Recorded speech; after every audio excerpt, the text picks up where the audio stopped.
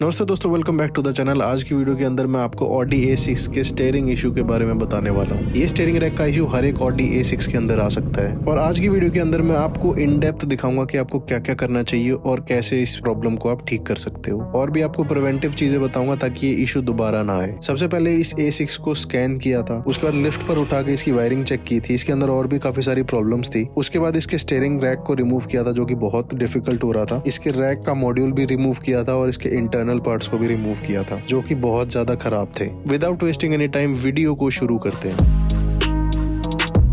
तो अगर आप भी कोई 2011 से लेकर 2018 तक ऑडी A6 ओन करते हो C7, तो इसके अंदर काफी सारी दिक्कत आ सकती है। एयर सस्पेंशन से रिलेटेड, वायरिंग से रिलेटेड। जो सबसे कॉमन इशू होता है इस गाड़ी में वो होता है स्टीयरिंग रैक का इशू। यहाँ पर आप जो स्टीयरिंग व्हील अपने आप घूमता देख रहे हो, ये एक स्टीयरिंग रैक का इशू है। ये स्टीयरिंग रैक का इशू इसलिए आता है क्योंकि हमारे जो इंटरनल पार्ट होते हैं स्टीयरिंग रैक के, उसके अंदर मॉइस्चर आ जाता है या पानी आ जाता है, तो उसके बाद वो अच्छे से काम नहीं करता। इस स्टीयरिंग रैक के अंदर जो इशू आया था वो ये था कि इसको आप सेंटर नहीं कर सकते थे। मतलब आप इसको स्टीयरिंग को जहां पर छोड़ोगे अपने आप हिलने लगता था। जब स्टीयरिंग ऐसे वापस घूम रहा है तो ऑब्वियसली इसको चलाना सेफ नहीं होगा। मतलब अगर आप लेफ्ट टर्न ले रहे हो तो ये स्टीयरिंग राइट घूम जाता था अपने आप ही। So that is very dangerous to drive, जिसमें आपका एक्सीडेंट भी हो सकता है। अगर आपने ऐसा कोई स्टीयरिंग इशू पहले देखा तो मुझे नीचे कमेंट करके बताओ। बट ये प्रॉब्लम्स यूजुअली आपको EPS या इलेक्ट्रिक पावर स्टीयरिंग में मिलती है, क्योंकि EPS पावर स्टीयरिंग के अंदर कोई भी ऑयल नहीं होता। वो ऑयल से नहीं चलता बेसिकली, जैसे हाइड्रोलिक ऑयल से चलते हैं हमारे पावर स्टीयरिंग यूजुअली। इसके अंदर एक मॉड्यूल होता है और अंदर मोटर होती है, जिसकी वजह से हमको पावर स्टीयरिंग मिलता है गाड़ी में। तो अगर ये स्टीयरिंग रैक सबमर्ज्ड हो जाएगा वाटर से, या फिर आपका बूट खराब होगा, तो ऑब्वियसली स्टीयरिंग रैक के अंदर पानी आ जाएगा, जो कि इस स्टीयरिंग रैक के साथ भी हुआ था। सो ये सारी चीजें आपको ध्यान रखनी है अगर आप कोई A6 देखने जा रहे हो, क्योंकि ये जो स्टीयरिंग रैक है वो आपको यूज्ड ही बहुत महंगा मिलता है। नया अगर आप स्टीयरिंग रैक लोगे कंपनी से तो बहुत महंगा होगा। यूज स्टीयरिंग रैक भी आपको 1.5 लाख 2 लाख के मिल सकते हैं। सो जब भी आप A6 खरीदने जाओ तो सबसे पहले इसका पावर स्टीयरिंग चेक करना। इस स्टीयरिंग रैक के बहुत इश्यूज होते हैं। कई बार क्या होता है कि स्टीयरिंग रैक बिल्कुल डेड हो जाएगा तो आपको कोई भी पावर स्टीयरिंग नहीं मिलेगा। मतलब इतना हार्ड हो जाएगा कि आप इसको मूव नहीं कर सकते हो। अगर स्टीयरिंग रैक डेड नहीं है और ऐसा कुछ आपको दिख रहा है कि ढंग से ड्राइव नहीं कर पा रहे हो आप, या स्टीयरिंग सेंटर नहीं हो पा रहा है, तो भी स्टीयरिंग रैक का इशू हो सकता है। उसके बाद इसका बोनट ओपन करके दिखाता हूँ, क्योंकि इसका जो इंजन है वो भी ज्यादा वाइब्रेट कर रहा था। इंजन कवर पर हमको बहुत सारे छोटे छोटे निशान दिख रहे थे। इसका मतलब होता है कि इस गाड़ी के अंदर कहीं ना कहीं चूहा घुसा हुआ है। सो ये जो आप मार्क्स देख रहे हो ये इसी को इंडिकेट करते हैं। ये ऑडी का 2.0 लीटर TDI इंजन है, डीजल। इसके अंदर 4 सिलेंडर होते हैं और ये बहुत सारी गाड़ियों के अंदर आता है। तो स्टीयरिंग से रिलेटेड काफी सारी दिक्कत हो सकती है इस गाड़ी के अंदर। तो सबसे पहले हम इस कार को अच्छे से स्कैन करेंगे। सबसे पहले आपको स्कैन करने के लिए गाड़ी को इग्निशन पोजीशन पर लेके आना पड़ता है। आज मैं इसको एक लॉन्च के प्रो टूल से स्कैन कर रहा हूँ। तो इसके अंदर हमको एंटर करने के बाद इसकी हेल्थ रिपोर्ट चेक करनी है सबसे पहले, कि कितने फॉल्ट्स हैं इस गाड़ी के अंदर। तो बिना आगे फॉरवर्ड किए आप मुझे नीचे कमेंट करके बताओ इसके अंदर कितने फॉल्ट कोड हो सकते हैं। सबसे पहला कोड है इंजन इलेक्ट्रॉनिक्स में, मतलब ECM में, coolant fan for coolant difficulty of movement / blocked. So हो सकता है इसका कूलेंट फैन में दिक्कत हो या फिर इसके वाटर पंप में भी दिक्कत हो सकती है, क्योंकि कूलेंट फ्लो नहीं हो रहा। बट यूजुअली कूलेंट का वाटर पंप का एरर आ जाता है, तो इसके फैन को देखना पड़ेगा। क्लाइमेट कंट्रोल मॉड्यूल के अंदर है sensor for refrigerant pressure and temperature, AC compressor activation. इस गाड़ी के अंदर AC कंप्रेसर किसी ने लोकल डाला हुआ है, सो इसलिए ये एरर आ रहे हैं। इंजन ऑफ टाइमर परफॉर्मेंस, सो ये सारे उससे रिलेटेड ही हैं। उसके बाद इलेक्ट्रॉनिक सेंटर इलेक्ट्रिक में आ रहा है, compressor, regulator valve, AC system, ये भी उससे रिलेटेड है। Rear AC control head, left rear upper vent motor जो कि पिलर पे होती है, उनके एरर है। ये हो सकता है कनेक्टेड ना हो। उसके बाद एयर सस्पेंशन के जो फॉल्ट्स हैं वो लेवल कंट्रोल सिस्टम, इसके अंदर काफी सारे एरर हैं। Shut off active level control system sensor, so ये सेंसर रिलेटेड फॉल्ट्स हैं। सो इसके सेंसर को चेक करना पड़ेगा। रियर सीट एडजस्टमेंट मोटर भी नहीं है, इसके अंदर नो और इनकरेक्ट बेसिक सेटिंग दिखा रहा है। पावर शेयरिंग में सिर्फ एक ही एरर है इस गाड़ी के अंदर, स्टीयरिंग एंगल वैल्यू। इसका जो स्टीयरिंग एंगल है उसको भी दोबारा रीसेट करके देखा था मैंने, बट उससे कुछ हुआ नहीं था। सो ये फिजिकली कोई पार्ट खराब है स्टीयरिंग रैक के अंदर। Drive load eject mail function, ये आपके ऑडी MMI सिस्टम का पार्ट है। सो सबसे पहले जितने फॉल्ट कोड है उनको क्लियर करके देखते हैं, क्लियर DTC से। तो क्लियर करने के बाद जितने भी जो रैंडम एरर कोड्स थे वो चले जाएंगे, सिर्फ परमानेंट एरर कोड्स रहेंगे। और यहाँ पर सिर्फ एक ही एरर कोड है फिलहाल, सीट बैकरेस्ट एडजस्टमेंट मोटर। ऐसा नहीं हो सकता क्योंकि जो एयर सस्पेंशन का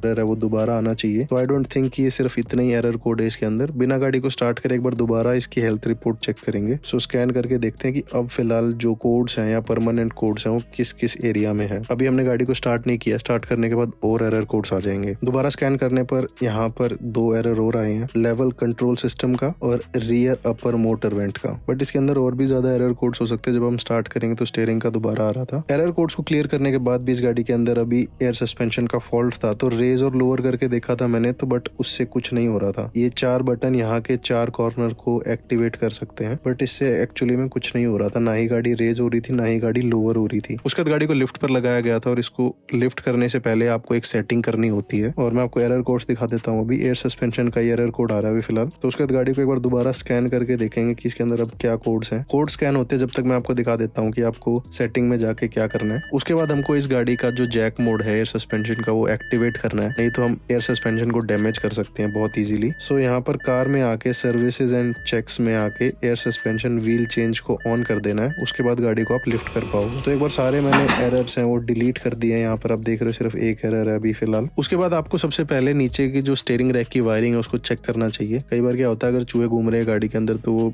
तार को काट सकते हैं। ये जो आप वायरिंग देख रहे हो ये एसी कंप्रेसर की है। यहाँ पर किसी ने ओरिजिनल एसी कंप्रेसर को रिमूव करके लोकल एसी कंप्रेसर डाला हुआ है। तो ये उसकी वायरिंग है, ये ओरिजिनल कंप्रेसर नहीं है। यहाँ पर आप देख सकते हो ये इस कंपनी का एसी कंप्रेसर है। तो स्टीयरिंग रैक के जो बूट होते हैं वो बिल्कुल ही हटे हुए थे, और इसके जो डस्ट कवर है वो भी अच्छे से नहीं लगा हुआ था दूसरी साइड पे। तो यहाँ से अगर गाड़ी कभी पानी के अंदर सबमर्ज होती है तो स्टीयरिंग रैक के अंदर बहुत इजीली पानी चला जाएगा। तो सबसे पहले इसको फिक्स करना चाहिए अपने को, ताकि और मॉइस्चर या फिर मिट्टी स्टीयरिंग रैक के अंदर ना जाए। तो इसके स्टीयरिंग रैक को अच्छे से साफ करना है आपको, और उसके बाद इसके बूट को वापस लगाना है। क्योंकि स्टीयरिंग रैक इस टाइम पर एक्सपोज्ड है तो इसके अंदर मिट्टी और काफी चीजें जा सकती हैं, जिससे कि स्टीयरिंग रैक पर फर्दर डैमेज हो सकता है। स्टीयरिंग को अच्छे से साफ करके इसके ऊपर दोबारा टाई बेल्ट लगा दी थी ताकि अंदर मिट्टी ना जाए स्टीयरिंग रैक के अंदर, और ऐसा दोनों साइड पर था। दूसरी साइड का भी जो बूट है उसको साफ किया पहले, उसके बाद इसके ऊपर भी टाई बेल्ट लगा दी थी। तो यहाँ पर भी कोई मिट्टी नहीं जाएगी। बट इसका जो आगे का बूट था वो भी पीछे लगाया हुआ था किसी ने, मतलब जिसने इस गाड़ी के ऊपर पहले काम किया उसको या तो इतनी नॉलेज नहीं है, उसने बहुत जल्दी में काम किया है। तो इसका बूट का जो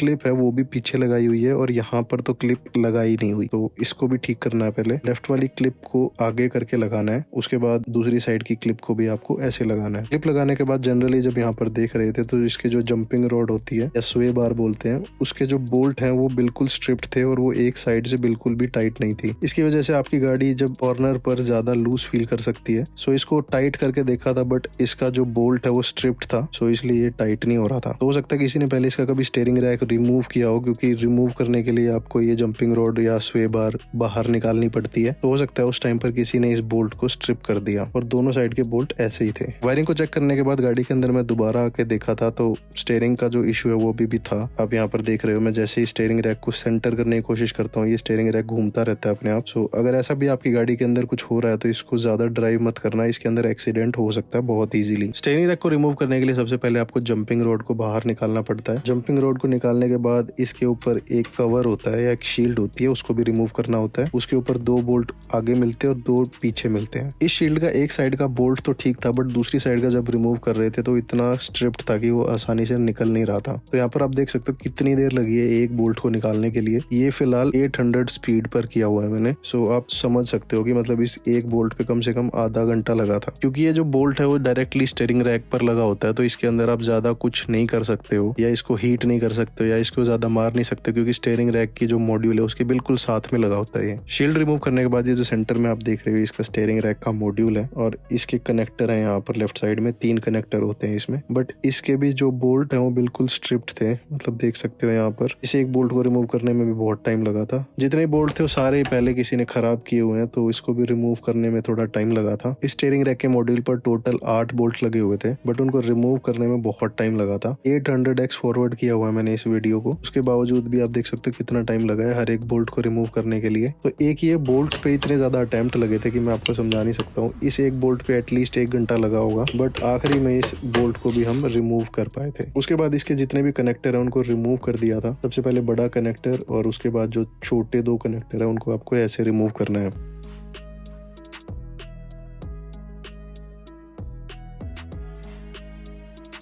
तीनों कनेक्टर को रिमूव करने के बाद इसकी वायरिंग को चेक करो, इसके अंदर भी पानी आ सकता है, जो कनेक्शन है वो भी ढंग से नहीं बनाएगा स्टीयरिंग रैक, उसकी वजह से भी दिक्कत आ सकती है। बट वायरिंग और कनेक्टर बिल्कुल ठीक थे। उसके बाद इसकी मॉड्यूल को हम नीचे रिमूव करके देखते हैं कि इसके अंदर वाटर डैमेज है या नहीं। मेरे को ऐसा लगता है पहले किसी ने ये कंट्रोल मॉड्यूल जरूर खोली होगी, तो आई डोंट थिंक इसके अंदर ज्यादा कोई कोरोजन होगी। और यहाँ पर देखने ज्यादा लगता है कि इस पे कभी पानी नहीं गया, बट जितने भी बोल्ट स्ट्रिप्ड आउट हैं तो मेरे को लग रहा है कि कभी ना कभी इसको खोला होगा। और ये मॉड्यूल बेसिकली आपके कोडिंग के काम आता है। ये कंट्रोल मॉड्यूल मेरे को ठीक लग रहा है क्योंकि इसके अंदर कोई स्टीयरिंग का एज सच एरर नहीं आ रहा था, सिर्फ स्टीयरिंग एंगल का एरर आ रहा था। कंट्रोल मॉड्यूल रिमूव करके किसी और गाड़ी के अंदर लगाओगे तो कोड करना पड़ेगा, अदरवाइज ये चलेगा नहीं। सो अब हमने रिमूव करके इसको एक बार और अच्छे से साफ कर दिया था ताकि दोबारा इसके अंदर कोई इशू ना आए। इसके ऊपर एक गैस्केट होती है जो कि वाटर टाइट होनी चाहिए, बट वो गैस्केट पुरानी होने की वजह से अच्छे से काम नहीं कर रही होगी, तो एक हल्की हल्की बीड यहाँ पर आरटीवी की लगा दी थी। ये सिलिकॉन सीलेंट इसके ऊपर एक रबर की सील बना लेगा जो इसको वाटर टाइट रखेगा। इसके अंदर कभी पानी लगता भी है तो अंदर नहीं जाएगा। तो कभी आप अपनी कंट्रोल मॉड्यूल को ऐसे रिमूव करते हो तो इसके ऊपर आप ऐसे आरटीवी लगा सकते हो। एक एडिशनल प्रोटेक्शन के लिए आप आरटीवी यूज कर सकते हो। उसके बाद इसके कनेक्टर पॉइंट्स को साफ कर दिया था और उसके बाद इसके जो कंट्रोल मॉड्यूल है उसको वापस लगा दिया था। क्योंकि इसके अंदर 2 कनेक्टर होते हैं ऊपर, तो इसको बहुत ही ध्यान से लगाना होता है। यहाँ पर बिल्कुल भी फोर्स मत लगाना, आप बहुत ही इजीली अंदर जाएगा ये, क्योंकि इलेक्ट्रिक पार्ट है तो खराब हो सकता है। और ये जो आप मॉड्यूल देख रहे हो ये सेकंड हैंड भी आपको 40-50 हजार का मिलेगा और उसके बाद 10-15 या 20 हजार रुपए कोडिंग के भी देने पड़ेंगे। तो एक दूसरे बोल्ट रखे थे अभी मेरे पास फिलहाल, तो वो लगा दिए थे अभी के लिए। एंड में दोबारा स्टीयरिंग रैक को बाहर निकाला था, उस टाइम पर इसके ऊपर एलन बोल्ट हमने वापस लगा दिए थे। अभी टेम्पररी यूज के लिए इसके ऊपर ये वाले बोल्ट लगाए जा रहे हैं, क्योंकि पुराने वाले बोल्ट लगाने का कोई फायदा नहीं है फिलहाल, क्योंकि पहली बात तो वो इतने टाइट नहीं हो पाएंगे और बाई चांस टाइट हो गए तो कभी खुल नहीं पाएंगे दोबारा, तो इसलिए इसके ऊपर दूसरे बोल्ट लगा दिए थे।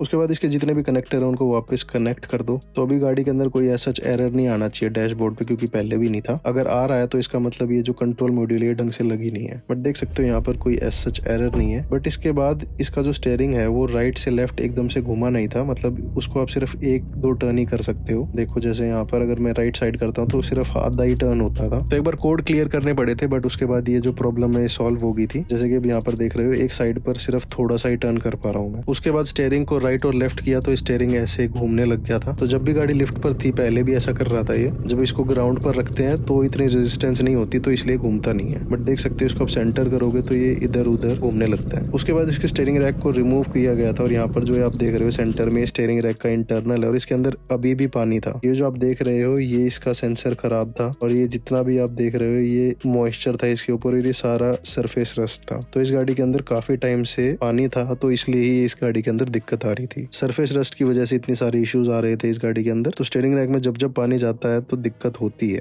इसके बाद मैं आपको दिखा देता हूँ। जैसे पहले स्टीयरिंग रैक अपने आप मूव कर रहा था या बहुत ज्यादा शेक करने लगता था, जब हमने इसके इंटरनल पार्ट्स को रिप्लेस किया है तो उसके बाद मैं आपको इसकी कंडीशन दिखाता हूँ। अभी ऐसे ड्राइव करना बिल्कुल सेफ नहीं है, बहुत इजीली एक्सीडेंट हो सकता है आपका। स्टीयरिंग रैक को रिपेयर करने के बाद ऐसा कुछ हो गया था। ये स्टीयरिंग अब नॉर्मली फंक्शन कर रहा था जैसे करना चाहिए। और इसका जो मेन पार्ट खराब था वो ये था, ये इसका एक सेंसर होता है, एंगल सेंसर। इसके ऊपर आप देख सकते हो कितना ज्यादा सरफेस रस्ट था, तो ये इसका चेंज हुआ था। और भी काफी सारी चीजें चेंज हुई थी इंटरनल में, बट ये मैं आपको दिखा रहा हूँ क्योंकि वो चीजें इतनी खराब थी कि निकलते निकलते टूट गई थी। तो अगर आप भी कोई A6 खरीदने जा रहे हो या A6 ओन करते हो तो कभी भी उसको पानी से मत लेके जाना या उसको रेनी सीजन में मत ड्राइव करना। इस गाड़ी के अंदर हमारा 50-60 थाउजेंड का खर्चा आया था मैक्सिमम, बट अगर हमको स्टीयरिंग रैक दूसरा लेना पड़ता तो 1.5 से 2 लाख का खर्चा आ जाता बहुत इजीली। उसके बाद कोडिंग करने के भी हमको देने पड़ते। आजकल A6 बहुत सस्ती मिलती है 5-6 लाख रुपए की भी, बट अगर आप 5-6 लाख की A6 ले रहे हो और उसके बाद इसके अंदर 1.5 लाख का खर्चा आ जाए तो वो ऑब्वियसली इतनी अफोर्डेबल नहीं रहेगी। इस A6 के अंदर और भी काफी सारी दिक्कत आ सकती है। जितनी भी A6 है उन सब के अंदर एयर सस्पेंशन का सबसे पहली दिक्कत रहती है और दूसरी रहती है स्टीयरिंग रैक की, क्योंकि ये गाड़ी इतनी लो है कि इसके अंदर पानी लगना बहुत ईजी होता है। अगर आप छोटे मोटे पडल से भी निकालोगे तब भी स्टीयरिंग के अंदर पानी जा सकता है। तो मैंने 2 वीडियो बनाई हुई है, how to buy BMW in India. इसके ऊपर बहुत अच्छा रिस्पॉन्स आया था मेरे को। अगर आप चाहते हो मैं ऐसा वीडियो बनाऊं A6 के ऊपर तो मुझे नीचे कमेंट करके बताओ। मैंने A8 के ऊपर एक वीडियो बनाया हुआ है, एक 5 सीरीज के ऊपर, बट और कोई वीडियो चाहते हो तो मुझे नीचे कमेंट करके बताओ। उसके बाद इस गाड़ी को एक बहुत लंबे टेस्ट ड्राइव पर लेकर गया था मैं, बट इस गाड़ी के अंदर कोई दिक्कत नहीं आ रही थी, कोई एरर नहीं है। स्टीयरिंग रैक जैसे काम करना चाहिए वैसे काम कर रहा है। सिर्फ एक छोटे से पडल से जाने की वजह से इस गाड़ी के अंदर इतनी दिक्कत आ गई थी। तो अगर आप इसको पानी में चलाओगे तो ऑब्वियसली इतने सेंसर है, कोई भी खराब हो सकता है। स्टीयरिंग रैक क्योंकि सबसे लोअर पार्ट पे होता है तो सबसे पहले पानी इसी के अंदर जाता है। वैसे A6 गाड़ी ठीक है, एवरेज भी ठीक देती है। अगर आपकी पहली कार होने वाली है तो आई डोंट रिकमेंड A6, आप 5 सीरीज से स्टार्ट कर सकते हो, F10 जनरेशन। तो अगर आप पहली बार कोई BMW ले रहे हो तो आई रेकमेंड इस वीडियो को जाकर देखो। मैं इसको नीचे वीडियो डिस्क्रिप्शन में भी लिंक डाल दूंगा ताकि आप लेने से पहले समझ पाओ कि इस गाड़ी में दिक्कत क्या आ सकती है। एक बार गाड़ी जरूर काम मांगेगी बट उसके बाद इसको आप लॉन्ग टाइम तक यूज कर सकते हो। तो आई होप इस वीडियो से आप कुछ सीख पाए हो। अगर वीडियो अच्छी लगी ना, ऐसी और वीडियो देखना चाहते हो तो दैट बीमर गाय को फॉलो कर लो। आप लोग ध्यान रखो अपना और अपनी गाड़ियों का, और मिलते हैं अगली वीडियो में।